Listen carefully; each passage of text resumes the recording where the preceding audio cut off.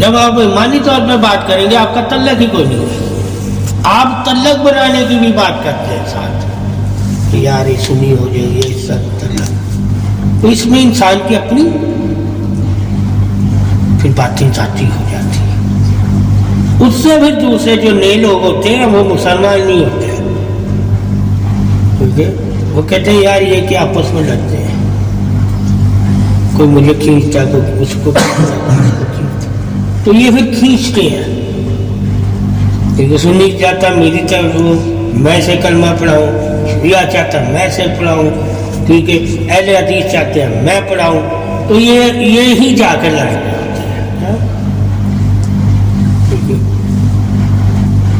مرنا قرآن تو کیا کہتا ہے بھائی پیغام دو، کوئی ایمان لائے نہ لائے پیغام پہنچاؤ. اللہ کے نبی نے پیغام پہنچایا. لڑائی کہاں ہوتی ہے؟ جہاں پیغام رکا. اب جب پیغام نبی کے خط پھاڑے گئے تو صحابہ نے لڑنا شروع کیا. ورنہ جہاں پیغام حکمران جو ہوتے تھے وہ پیغام دینے کی اجازت دے دیتے تھے، آپ صلی اللہ علیہ وسلم ان سے جہاد نہیں کرنے کا حکم دیا ہوا. جہاد وہاں کرنا آپ کا حکم ہے جہاں آپ کے دین اسلام کے پیغام کو روکا جائے. اب دنیا میں کوئی ایسا خطہ ہی نہیں جہاں آپ کے دین اسلام کے پیغام کو کوئی روکے، جو جہاد فرض نہیں ہے. اب حقوقی جہاد ہے، کیا ہے؟ حقوق کے لیے لڑتے ہیں. کیا لڑتے ہیں؟ اسلام نے اسے بھی جہاد قرار دیا ہوا ہے. یہ حقوق کا ہے. کبھی فلانے نے میری زمین لے لی، حق میرا تھا، میں وہاں، انہوں نے کہا میں غلبے والا نہیں بنا. مذہبی آزادی نہ ہو تو جہاد ہے. تو دنیا میں سبھی جگہ مذہب کی اجازت ہے. آپ کا علم، جب آپ کا علم ہر جگہ پہنچ رہا ہے، آپ کا پیغام، جہاں آپ کے پیغام دین کے پیغام کو روکا جائے وہاں حکم ہے ان کے خلاف جہاد کرو.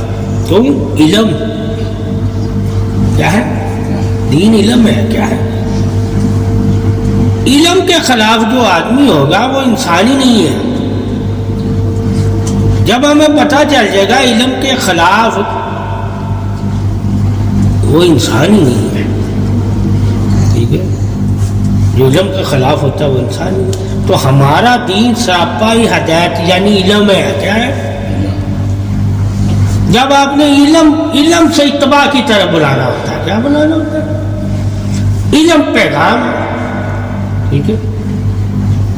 سمجھ؟ اور اتباع ٹھیک ہے اللہ کا انعام ہے کہ جس پہ اللہ انعام چاہے گا اسے اپنی عطاعت کی توفیق دے گا. تو آپ نے پیغام پہنچانا ہے. کیا پہنچانا؟ جب آپ علم کے ذریعے پیغام پہنچائیں گے تو کوئی بھی انسان علم کی اگر مخالفت کرتا ہے تو وہ انسان کہلانے کے بھی لائق نہیں ہے.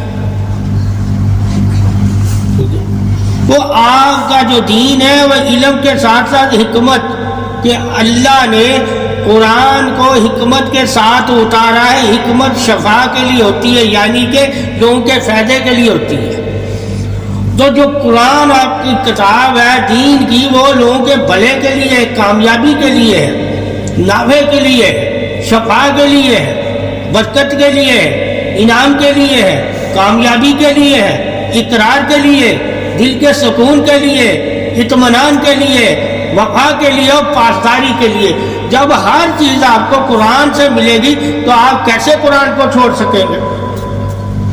کہ انسانیت بھی اسی میں ہے، ہمدردی بھی اسی میں ہے، بھائی چارگی بھی اسی میں ہے، ٹھیک ہے، رحم دلی بھی اسی میں ہے، بخشش بھی اسی میں ہے، اور آپس میں ایک ہونے کی علامت بھی اسی میں ہے، اور ساتھ دینا بھی اسی میں ہے، اور ایک ساتھ چلنے کا حکم بھی قرآن میں ہی ہے، اور ایک دوسرے کی مدد کرنا بھی قرآن میں ہی ہے.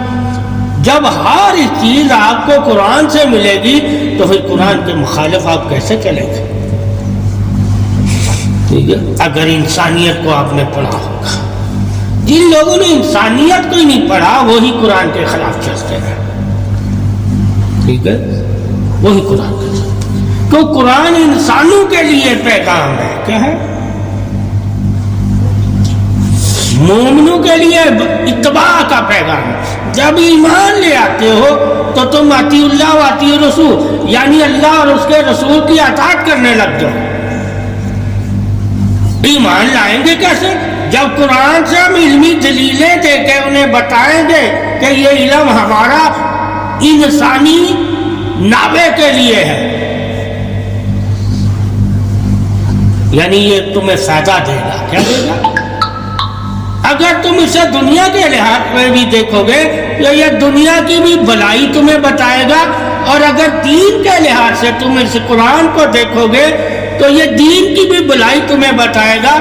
جب دونوں بھلائیاں یہ بتاتا ہے، دنیا کی بھی اور آخرت کی، یعنی کہ دنیا میں بھی جو لوگ نیک ہیں، اچھے ہیں، ان کے بارے میں بھی خبر دیتا ہے، اور جو برے ہیں ان کے بارے میں بھی، اور آخرت میں بھی جو نیک ہیں اور برے ہیں ان کے بارے میں.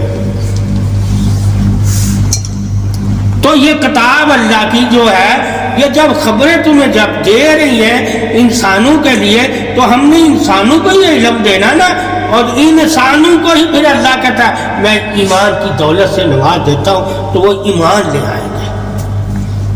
ٹھیک ہے؟ جب وہ ایمان لے آئیں گے تو وہ اشرف ہو جائیں گے، نافع والے ہو جائیں گے، صابر ہو جائیں گے، متقی ہو جائیں گے، پرہیزگار ہو جائیں گے. ٹھیک ہے؟ عبادت گزار ہو جائیں گے، ذکر کرنے لگ جائیں گے، صدقہ خیرات کرنے لگ جائیں گے، میری عبادت کرنے لگ جائیں گے، اور زکوٰۃ دینے لگ جائیں گے. پہلے وہ کچھ نہیں دیا، پہلے صرف انسان ہے خسارے میں. ٹھیک ہے؟ اور جب اس نے علم لیا، وہ انسان نافع کی تلاش میں لگ گیا، اور نافع کیا ہے؟ ایمان. جب وہ ایمان لے آیا تو وہ نافع والوں میں شامل ہو گیا. یعنی کہ علم سے اگر تم ایمان کی طرف نہیں آتے، اللہ رسول کی اتباع کی طرف، وہ علم بھی تیرے لیے گلے کا توق ہے. تو پھر حدیث میں یہ ہے کہ ایسا علم انسان کے گلے کا توق ہے جو اسے اللہ رسول کی طرف نہ لائے. ایسے لوگوں کو بھی دیکھنا ہے کہ جو علم رکھ کے بھی اللہ رسول پہ ایمان نہیں رکھتے، ان کے بارے میں اللہ نے کیا کہا ہوا ہے. یعنی کہ دنیا کے نافع کی وہ کر رکھتے ہیں، مگر مرنے کے بعد کے نافع کو وہ مانتے ہی نہیں ہیں. ایسے لوگوں کے بارے میں اللہ اور رسول کا کیا فرمان ہے؟ کہا ایسے لوگوں کے گلوں میں توق ہے. ٹھیک ہے؟ وہ علم نہیں ہے، گلے کا توق ہے ان کے لیے.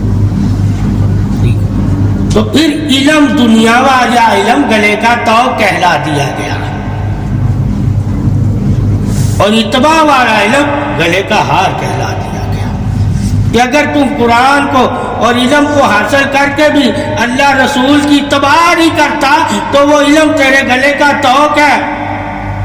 اور اگر تو اللہ رسول کی اتباع کرتا ہے، علم تو کم حاصل کرتا ہے، مگر قرب تجھے ملے گا. بہت سے لوگ ہوتے ہیں جو علم کم حاصل کرتے ہیں مگر قریب رہتے ہیں، یعنی کہ دیکھ کے چلنا. کیا چلنا؟ کہ جیسا اللہ کا رسول کر رہا ہے ویسا ہی وہ دیکھ کے کرنے لگ گئے. انہوں نے نہ جانا اس میں کیا فائدہ ہے کیا نقصان ہے. انہوں نے کہا جو اللہ کے نبی نے کیا ہے وہی کرنا ہمارے لیے ایمان ہے، جو نبی نے فرمایا ہے وہی ماننا ہمارے لیے ایمان ہے. جس رستے پہ انہوں نے چلایا ہے اس رستے پہ چلنا ہی ہمارا ایمان ہے. تو وہ قرب آ گئے، اور جو قرب سے دور جاتے تھے وہ جتنے قرب میں علم لیا ہوتا اتنا ہی جا کے وہ لوگوں کو علم بتاتے تھے کہ ہم نے نبی سے یہ سیکھا ہے. تو وہ سیکھ کر دوسروں کو سکھاتے تھے. تو پھر مسلمان کو یہ بھی خبر ہوئی کہ مسلمان کا کام یہ ہے کہ دین سیکھ کے دوسروں تک پہنچانا بھی، یہ نہیں کہ دین سیکھ کے اپنے پاس ہی رکھنا، آگے پھیلانا. اب اگر وہی مسلمان ہو جتنا صحابہ تھے تو آج دین کتنا پھیلتا. آج چند لوگ دین پھیلا رہے ہیں، باقی سب دنیا داری کرتے ہیں. اس وقت ہر صحابی دین پھیلا رہا تھا. کیوں؟ ہر صحابی صحابی نے نبی کی صحبت لے کے سیکھا تھا، اب صرف وہی سیکھ رہا جو عالم دین بن رہا ہے. کیا بن رہا ہے؟ اس کے علاوہ کوئی دین سیکھتا ہی نہیں ہے. اور جس نے سیکھ لیا ہوتا ہے وہ پھر دوسروں کو بتاتا. باقی کوئی مسلمان اس کام میں آگے نہیں آتا کہ سب بندی ہوگی اس دور میں. کیا بول رہا؟ ورنہ اسی طرح مسلمان جس طرح صحابہ کی آپ صلی اللہ علیہ وسلم کی صحبت میں علم لے لیتے تھے، اسی طرح تمام مسلمان علم لے عالموں کی، صوفیوں کی صحبت میں بیٹھ کے تو یہ بھی آگے دینی باتیں کر سکتے ہیں. ہم میں کثرت سے لوگ ہیں دینی باتیں سنتے ہیں، کر نہیں سکتے کیونکہ انہوں نے دین والوں سے کچھ لیا ہی نہیں ہوتا، کچھ سیکھا ہی نہیں ہوتا. جب سیکھا ہی نہیں ہم نے دین تو ہم پھر کیا کرتے ہیں؟ خاموش ہو جاتے ہیں کہ یار ہمیں کیا پتا. صحابہ ایک دوسرے کے ساتھ جب بات کرتے تھے خاموش نہیں ہوتے تھے. وہ کہتے تھے میں نے نبی سے یہ سنا، دوسرا کہتا تھا میں نے نبی سے یہ سنا، کیونکہ صحبت میں تھے. کیا تھے؟ اب ہم صحبت سیکھنے کے لیے ہیں. اب عالم دین کی صحبت میں رہ کے بھی بندہ نہ سیکھے اور صوفیاء کرام کی صحبت میں رہ کے نہ سیکھے تو پھر کہے کا وہ صحبت والا ہوا. ہم نے سیکھنا نہیں ہے. کیا نہیں ہے؟ سیکھنا. تو سیکھنے سکھانے والوں کو قرآن نے کہا تھا کہ روح زمین پر اگر کوئی تم میں سے افضل ہے تو وہ سیکھنے سکھانے والے، یعنی کہ جو علم دینے والے ہیں، علم سکھانے والے ہیں، علم لینے والے ہیں، وہ تم میں سے افضل ہے.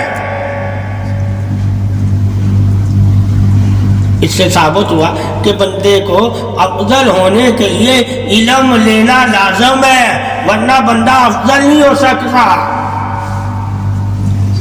اور جو علم والوں میں بیٹھ کے بھی افضل نہ ہو سکے تو سمجھ لو اس نے علم لیا ہی نہیں، اس لیے افضل نہیں ہوا.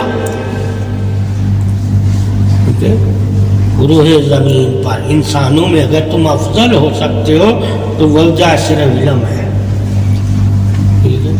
ہم علم نہیں لے رہے. اور پھر اس علم کو حاصل کر کے اس کا تحفظ کرنا، یعنی کہ معنی سمجھ کے دوسروں تک پہنچانا بھی مسلمانوں کا ہی فرض ہے. ہم وہ جھجکتے ہیں دوسروں تک پہنچانے میں کہ یہ مولویوں کا کام ہے، یہ مسلمانوں کا کام ہے. ٹھیک ہے؟ سیکھنا اور سکھانا انسانوں کا کام ہے.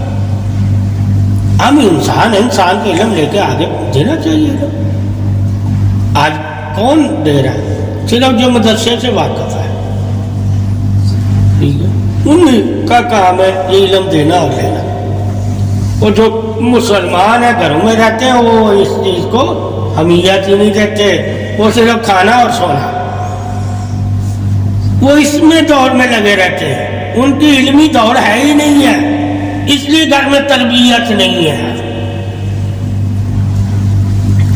اسی وجہ سے گھر میں ادب نہیں ہے، اخلاق نہیں ہے. ٹھیک ہے؟ اور پہچان نہیں ہے. تو ہم نے علمی صورت میں اپنے گھر میں کبھی سبق دیا ہی نہیں ہے.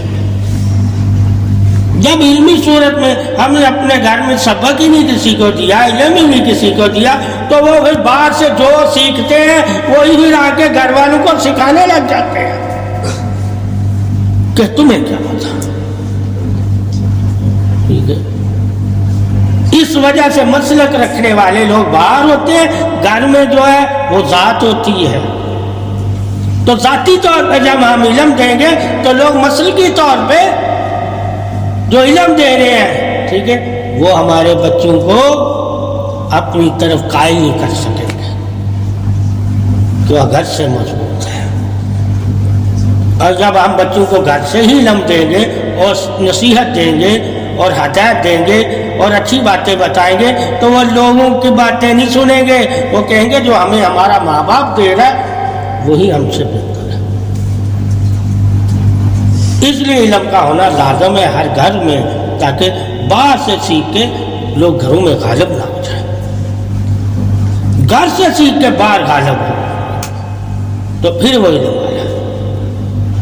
تو گھر کا علم سب سے بنیادی علم ہوتا ہے. کیوں؟ وہ علم حیا سے ہوتا ہے. کس سے ہوتا ہے؟ حیا سے ہوتا ہے. کہ بڑے چھوٹے کا ادب سکھاتا ہے وہ علم. بار علم ادب نہیں سکھاتا، گھر کا علم ادب سکھاتا ہے. اس لیے آج گھر میں اتنا علم نہیں ہے، اس لیے ادب بھی نہیں ہے. لوگ باہر سے سیکھ رہے ہیں، وہ ادب ہی نہیں کر پاتے. تو گھر، اس لیے گھر میں درسگاہ ماں کو کہا گیا کہ ماں ادب سکھاتی ہے. تو گھر کا علم اصل میں ادب ہے، اصل میں ادب ہے.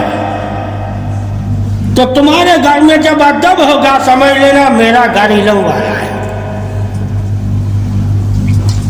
ٹھیک ہے؟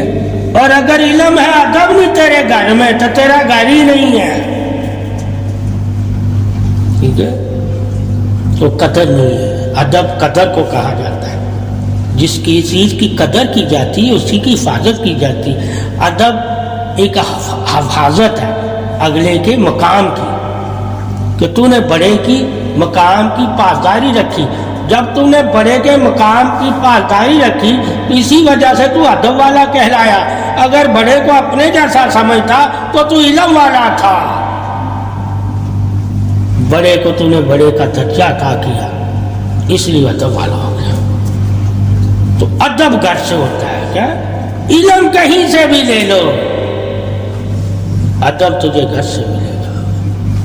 اور جب تو گھر سے ادب لے کے نکلے گا ہر بندہ تجھے علم دے گا، کیونکہ ادب ہی علم کی محافظت ہے، حفاظت ہے. جس نے ادب سیکھ لیا اس نے علم کو محفوظ کر لیا. کیوں؟ تو جہاں جس صحبت میں بیٹھے گا تو وہاں پھر ادب کرے گا. کیا کرے گا؟ اور وہاں علم دینے والا تجھ سے راضی رہے گا. ادب اصل میں علم دینے والوں کو راضی کرنے کا نام ہوتا ہے. ٹھیک ہے؟ کہ جس نے بھی راضی کرنا ہے کسی بڑے کو ادب سے ہی کرے گا. ٹھیک ہے؟ اس لیے آج لوگ ایک دوسرے سے دل راضی کیوں نہیں ہوتے؟ کہ ادب نہیں رہا ہمارے میں. تو ادب جو ہے وہ دلوں کو تسکین بخشتا ہے، اور علم دلوں کے بارے میں بتاتا ہے کہ کون سے دل ہیں جو اللہ کے لیے راضی رہتے ہیں. اور اللہ کی رضا والے دل ہمیشہ ادب والے کو ہی ڈھونڈتے ہیں کہ کوئی ادب والا مل جائے تو میں اسے کچھ نہ کچھ دے دوں.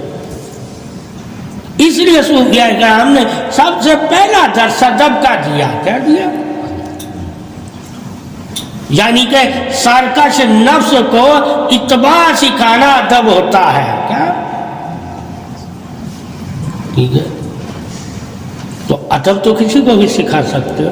پھر اس کے بعد جب وہ سرکش نفس اتباع والا ہو جائے تو پھر اس کے اوپر علم یعنی کہ بوجھ ڈالو گے تو وہ اس علم سے دوسروں کو نقصان نہیں دے گا.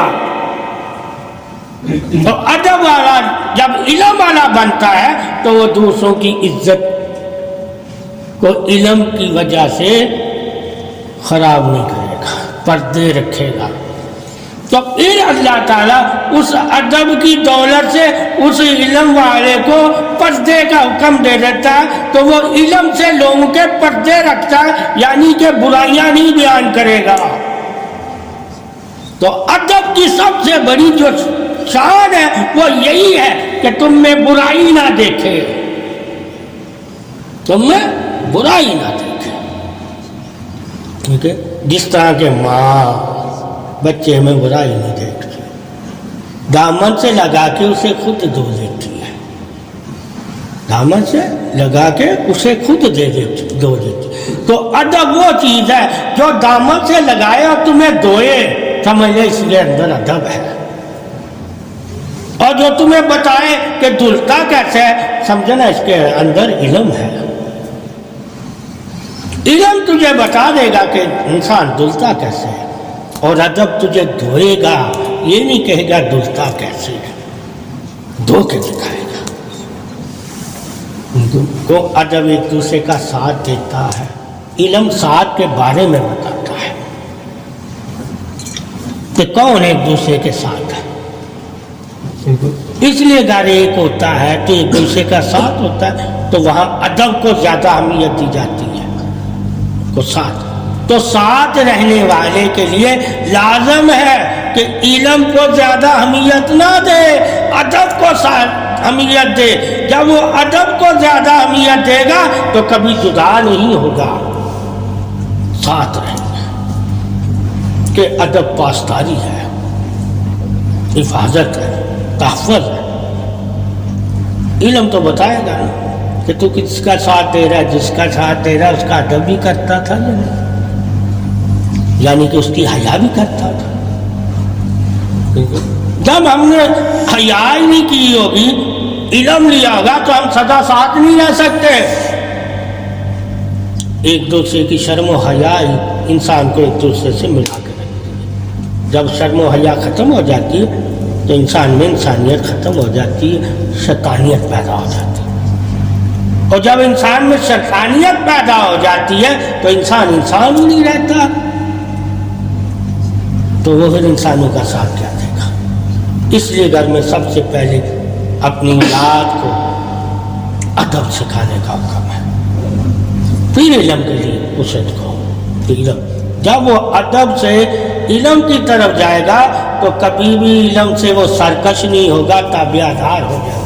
وہ پھر جتنا علم لے گا اتنا ہی وہ تابعہ دار وفادار ہونے لگ جائے گا اور اتنا ہی ادب زیادہ کرنے لگ جائے گا. تو علم سے بڑھ کر ادب جو ہے انعام ہے. علم انعام والوں کا بتاتا ہے اور انعام والوں کی طرف بلاتا ہے، اور ادب انعام ہے، تحفہ. ٹھیک ہے. اور جو علم رکھ کے تحفہ ہی یعنی کہ ادب کی حفاظت ہی نہ کرے، تحفے کی، سمجھو اس نے علم سے اپنے آپ کو کبھی سنوارا ہی نہیں. اس لیے لازم ہے مومن کے لیے ادب کرنا، مگر ادب میں علم کو رکھے کہ حد، ادب کی حد ہے. ٹھیک ہے کہ کہیں ادب میں شرک تو نہیں کر رہا، جس طرح علم میں شرک کر، عبادت میں شرک، مدد میں شرک. اسی طرح ہر چیز میں شرک بھی آپ نے دیکھنا ہے کہ کہیں میں عبادت کرتا ہوں مگر شرک کی عبادت تو نہیں کر رہا، ادب کر رہا ہوں مگر شرک کی ادب تو نہیں کر رہا، علم حاصل کر رہا ہوں مگر سرکشی والا علم تو نہیں لے رہا. جو علم اللہ نے کہا کہ مجھے پسند نہیں، وہ ادب جو اللہ کو بھی پسند نہیں، وہ شرک جو اللہ، وہ علم جو اللہ کو پسند نہیں، وہ عبادتیں جو اللہ کو پسند نہیں، اگر وہ کر رہے ہیں تو پھر کچھ بھی نہیں ہم کر رہے. اس لیے ادب ہونا لازم ہے کہ جب انسان کے دل میں ادب ہوگا اپنے بڑوں کا تو وہ شرم و حیا رکھیں گے. اور جب انسان بڑوں کی شرم و حیا رکھے گا تو قیامت والے دن اللہ بھی اس کی شرم و حیا رکھے گا، یعنی کہ پردے ڈالے گا اس کے گناہوں پر جس نے ادب سیکھا ہوگا. اس کے گناہ نہیں لائے گا سامنے. تو ادب وہ دولت ہے جو تیرے گناہوں کو چھپا دیتی ہے، ٹھیک ہے، اور تجھے قرب والا بنا دیتی ہے. یہ تعریف ادب ہے.